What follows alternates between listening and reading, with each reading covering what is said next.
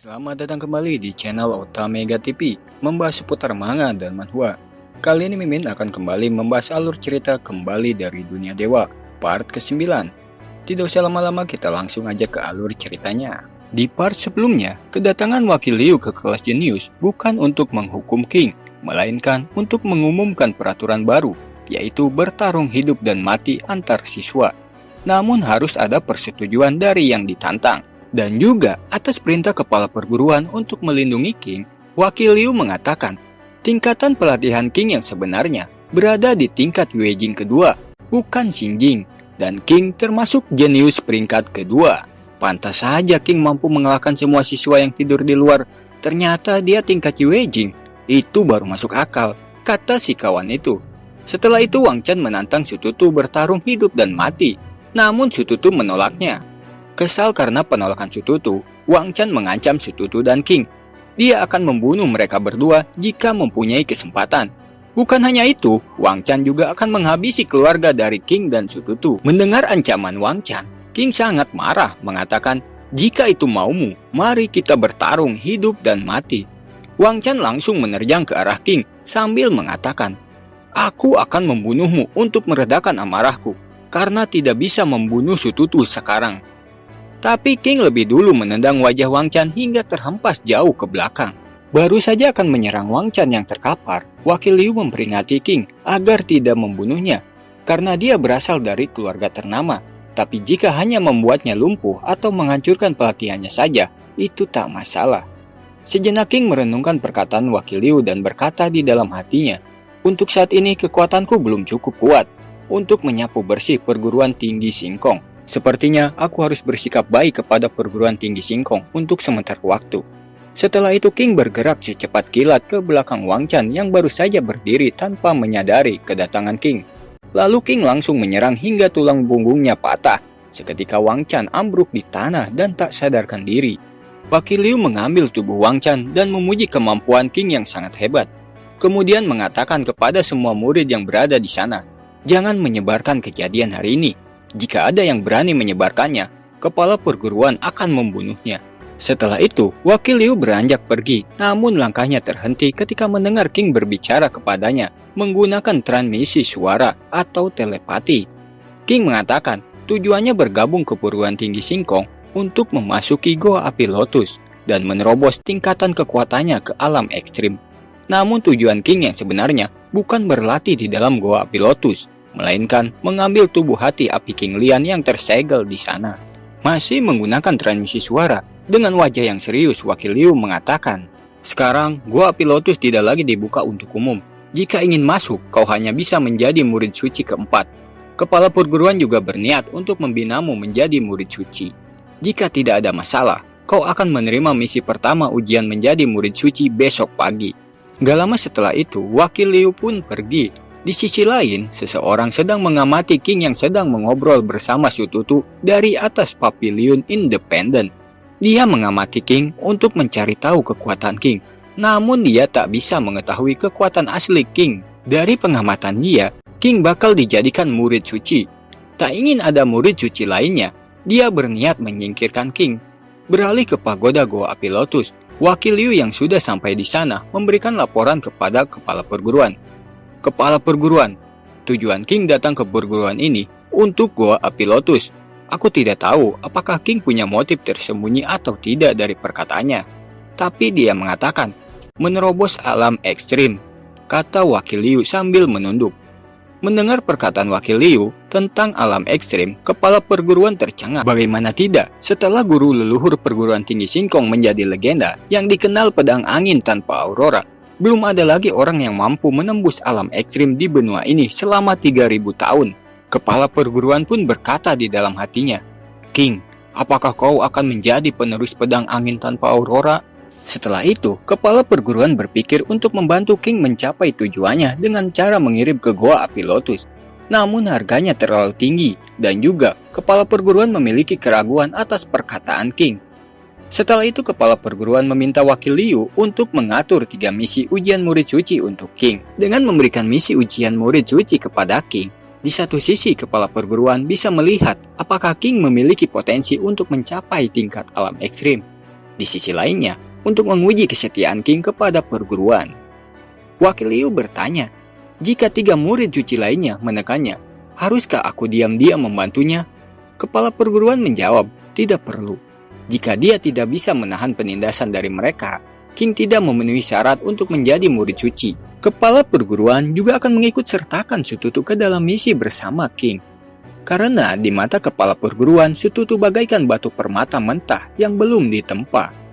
Keesokan harinya, Sututu mendatangi King di rumah batu, mengatakan mereka berdua mendapatkan misi ujian murid suci, yaitu memusnahkan para bandit di Gunung Langya. King bertanya, apakah hanya kita berdua yang menjalankan misi ini? Tidak hanya kita, masih ada juga tim siswa bagian dalam perguruan yang dipimpin oleh 3 guru bagian dalam perguruan tinggi. Mereka berjumlah 100 orang, jawab Sututu. Sututu kembali mengatakan, saat kita mengerjakan misi ini, identitas kita sebagai siswa kelas jenius tidak boleh diketahui oleh mereka. Jika tidak, misi ini akan dianggap gagal. Selain itu, korban tewas di tim ini tidak boleh melebihi 5 orang. King menimpali, tidak mengungkap identitas kita, tapi tetap harus menjadi penjaga mereka. Benar-benar merepotkan. Tak lama setelah itu, mereka bergabung dengan siswa perguruan dalam.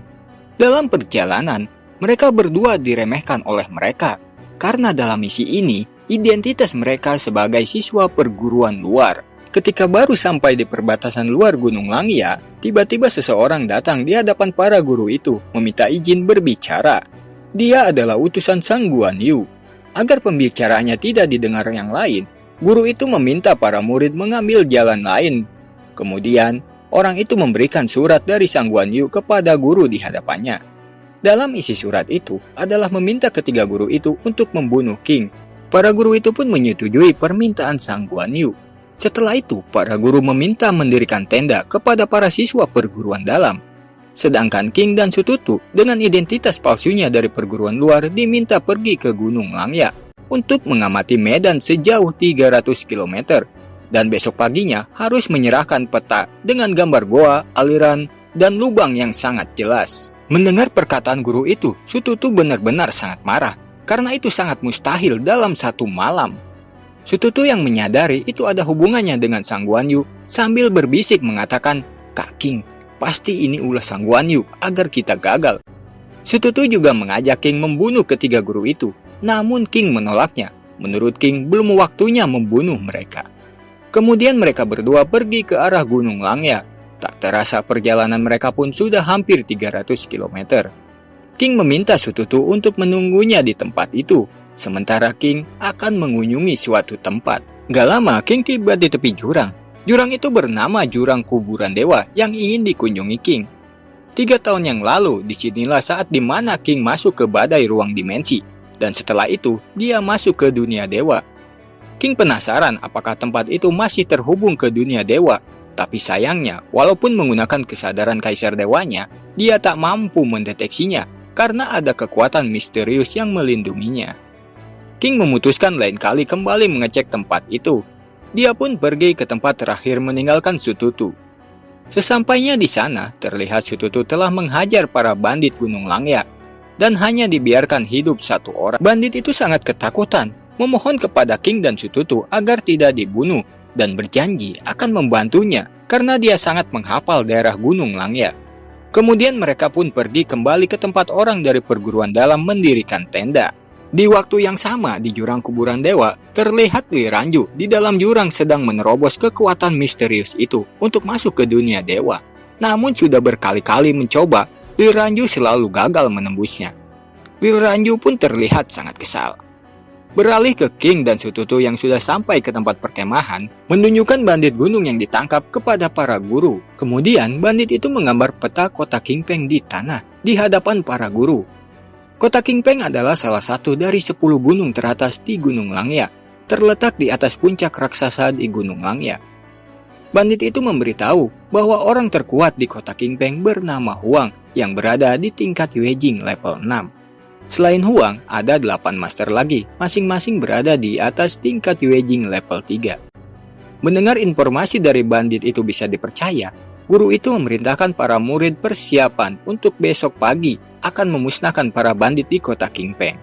Keesokan paginya, setelah mereka sampai tidak jauh dari kota Kingpeng, seorang guru memerintahkan King dan Sututu pergi mengecek kondisi di sana. Walaupun mengikuti perintah guru itu, sebenarnya Sututu sangat kesal. Ketika berada di atas pohon di luar kota Kingpeng, King meminta Sututu untuk berjaga-jaga di atas pohon dan menjaga orang-orang dari perguruan dalam agar tidak dibunuh para bandit. Jika itu terjadi, bisa menggagalkan misinya. King pun pergi ke dalam kota Kingpeng. Tujuan King adalah untuk mengambil benih iblis yang ditanam di tubuh para bandit itu. Baru saja berhasil mendapatkan 5 benih iblis, tiba-tiba saja seorang guru perguruan dalam berteriak mengatakan, "Semua bandit di kota Kingpeng, kami dari perguruan tinggi Singkong akan memusnahkan kalian. Kalian tidak boleh menyakiti kedua murid kami yang menyelinap ke dalam kota. Jika tidak, kami pasti memusnahkan kota ini." Mendengar teriakan orang dari luar, tentu saja membuat para bandit Kingpeng waspada dan mencari orang yang menyelinap. "Sialan, aku tak menyangka guru tengik itu berani menipu dan mencelakaiku," kata King di dalam hatinya. King segera melarikan diri sambil mengatakan di dalam hatinya, "Aku akan mengambil benih iblis di dalam tubuh Huang nanti. Setelah pertempuran ini selesai, kalian 3 guru tengik akan kuhabisi." Seorang guru yang masih berteriak terkejut melihat kedatangan King dan Sututu yang baik-baik saja. Mereka mengira King dan Sututu telah ditangkap. Sututu sangat marah mengatakan, "Sudah tahu kami sedang menyelidiki situasi musuh. Kalian semua malah dengan sengaja berteriak, memberitahukan musuh kalau kami berdua ada di sana. Kalian benar-benar sengaja ingin kami berdua mati." Tapi guru itu malah membela diri, mengatakan mereka lakukan itu hanya memastikan keselamatan para murid. Sambil memasang wajah yang mengesalkan, Sututu kembali mengatakan, "Jika yang kau ucapkan benar, kalian bertiga cepat singkirkan para bandit itu sendiri, agar para siswa tidak terluka." Kemudian guru itu pergi bersama muridnya. Di saat para murid melewati King, King melihat bawahan Sang Guanyu yang sebelumnya mengantarkan surat. King bertanya kepada Sututu, apakah keberatan jika dia menggunakan 1 kuota untuk membunuh? Tentu saja tidak, balas Sututu. Kemudian King memerintahkan roh purba membunuh bawahan Sang Guanyu. Roh purba segera mengeluarkan kekuatannya dan menembakkannya dari mulutnya. Seketika bawahan Sang Guanyu mati tanpa disadari para murid lainnya. Para murid melihat ada yang mati, mereka mengira ada bandit gunung yang menyelinap di antara siswa. Singkatnya, mereka menyerang para bandit itu. Para murid melawan para bandit 1 lawan 1, sedangkan para guru melawan bandit yang terkuat di sana yang bernama Huang. Sementara King dan Sututu hanya menonton dari kejauhan. King meminta bantuan Sututu agar Huang bisa melarikan diri. Awalnya Sututu menolaknya, tapi Sututu menyadari ada yang sedang direncanakan King. Oleh karena itu, Sututu mengikuti permintaan King. Sututu menjentikan sebuah energi dari jarinya mengenai ketiga para guru.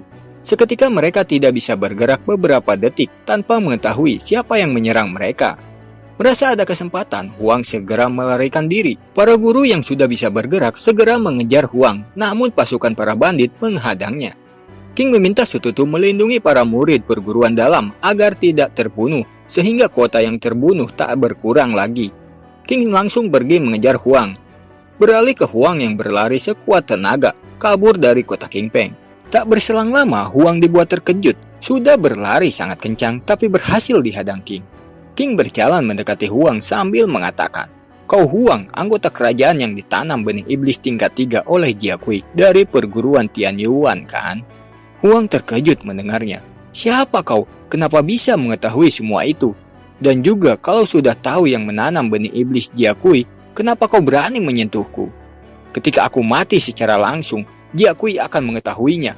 Kau pasti akan menderita," kata Huang sambil menyiapkan kuda-kudanya.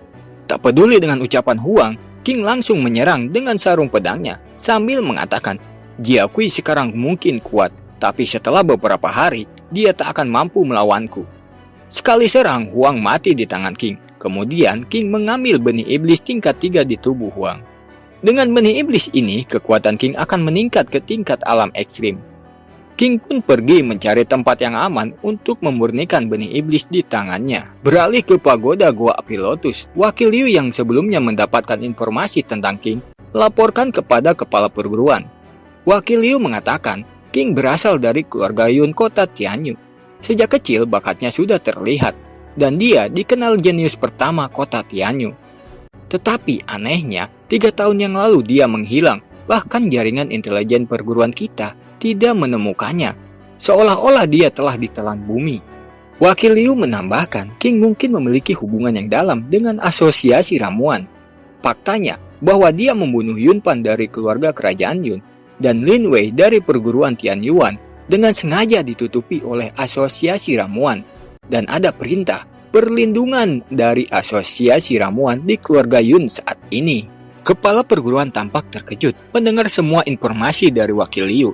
Dan kepala perguruan mengatakan setelah pelatihannya selesai, dia akan bertanya langsung kepada asosiasi ramuan. Kemudian kepala perguruan memerintahkan Wakil Liu pergi ke Gunung Langya untuk memastikan King dan Sututu selamat. Sebelum pergi, Wakil Liu menanyakan tingkat kejeniusan King, tapi kepala perguruan tak mengetahuinya.